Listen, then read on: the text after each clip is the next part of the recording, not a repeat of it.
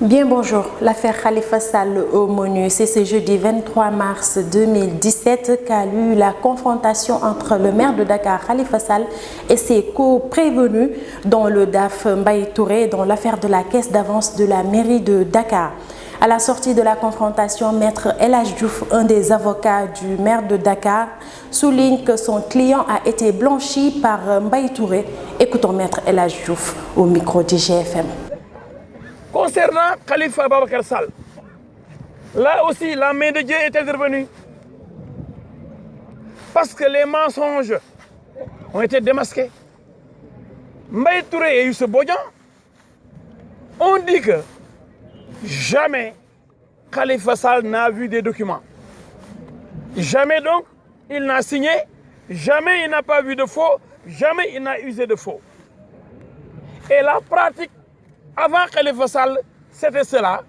Eux, ils donnaient l'argent directement, tous les mois, au maire qui était là.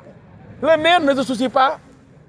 Comment il se débrouille pour lui donner les 30 millions? C'est ça qu'on appelle les fonds politiques. Et c'était comme ça avec Pape Diop, avec Mamadou Diop, comme l'a dit Khalifa Sall, depuis Lamine Gueye. Donc Khalifa Sall, quelle infraction a-t-il commise? Quelle faute a-t-il commise? Rien du tout. Donc, la confrontation a été bénéfique même à Khalifa Ababacar Sall. Finalement, les avocats ont retenu que c'est grotesque, c'est criminel, c'est malhonnête d'arrêter des adversaires politiques pour les empêcher d'être sur le terrain et de vous battre. Cela est déloyal. Cela est inacceptable, cela est même criminel. Le délibéré pour la liberté provisoire de Bamba Fall et compagnie est prévu pour le 28 mars prochain. Nous venons d'assister à un film divisé en deux parties. La première, c'est Bamba Fall. La deuxième, c'est Khalifa Ababacar Sall, tous du Parti socialiste, dirigés par des gens qui souhaitent leur assassinat. Écoutons Maître El Hadj Diouf, toujours au micro d'IGFM. Nous venons d'assister à un film divisé en deux parties. La première partie, c'est Bamba Fall. La deuxième partie, c'est Khalifa Ababacar Sall. Tous du Parti socialiste, dirigés par des gens qui souhaitent leur mort, donc leur assassinat. C'est pourquoi ils ont parlé d'assassinat en ce qui concerne Bamba Fall. Mais comme je l'ai dit dans ma plaidoirie devant la chambre d'accusation, c'est la main de Dieu qui est intervenue, comme celle de Maradona à l'époque, lors d'une phase finale de Coupe du Monde. Vous savez que l'appel contre une décision de refus de mise en liberté provisoire doit être jugé dans le mois de l'appel. L'appel a été interjeté le 21 février. Donc, décision devait être rendue avant le 21 mars. Un mois, le mois, c'est du 21 au 20. L'an, c'est du 1er janvier au 31 décembre. La semaine, ça ne fait pas 8 jours, c'est 7 jours, c'est du lundi au dimanche.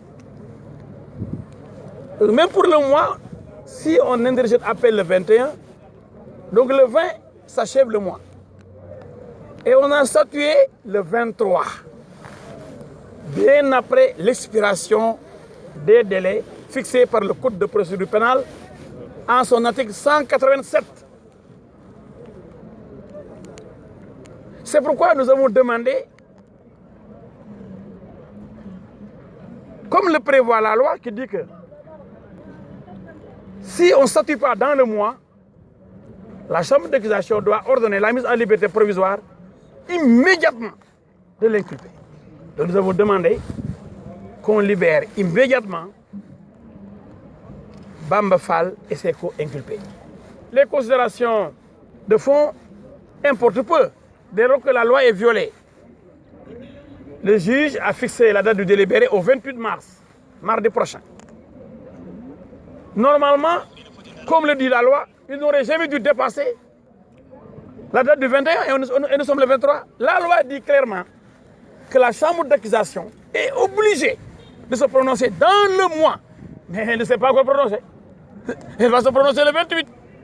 L'appel a été interdit le 21 jusqu'au 28. Donc ils sont obligés de libérer Bamba Fall et compagnie s'ils ne veulent pas violer la loi. Il faut que ça soit clair. C'est finalement la date du 28 mars prochain que Bamba Fall et compagnie connaîtront leur sort. La chambre d'accusation qui doit statuer sur une demande de liberté provisoire du maire de la Médina et ses prévenus comptent se prononcer dans une semaine. Une élève de 6e a été victime d'un double viol à Sédhiou. Il y a au moins 3 ans que RG, aujourd'hui en classe de 6e au collège d'enseignement moyen de Bloc Village, déclare avoir été violée par son cousin. Ensuite, le 15 mars dernier, un menuisier ébéniste du don de Moussa Diallo a abusé d'elle en l'absence de sa grand-mère, atteste le certificat médical. Le premier, en classe de 4e au collège de Koussi, situé à 5 km de Bloc Village, toujours dans l'arrondissement de Djendé, soit 10 km au nord de la commune de Sédhiou, est tombé dans les filets des éléments de la gendarmerie de Sédhiou et est déféré le lundi dernier au parquet de Kolda. Il a été dénoncé par la victime suite aux interrogations de la gynécologue de l'hôpital régional où elle s'est rendue pour besoin d'un certificat médical. Le second violeur est toujours en cavale. Le parquet a requis la perpétuité contre une bande de voleurs et 10 ans de travaux forcés contre les 2 taximans qui les transportaient lors de leur forfait. Les accusés à qui les parties civiles réclament la somme globale de 188 millions de francs CFA et dommages et intérêts ont cambriolé plusieurs commerces et établissements financiers à Dakar, Thiès, Bambey et à Saint-Louis entre 2010 et 2011, soit un butin de plus de 200 millions de francs CFA blanchis dans le foncier, le transport, l'élevage. Le verdict sera connu le 2 mai prochain. Chers internautes, c'était tout pour l'actualité judiciaire de la semaine. Rendez-vous est donc prêt très prochainement pour un autre numéro de votre magazine, l'Hebdo du Parquet.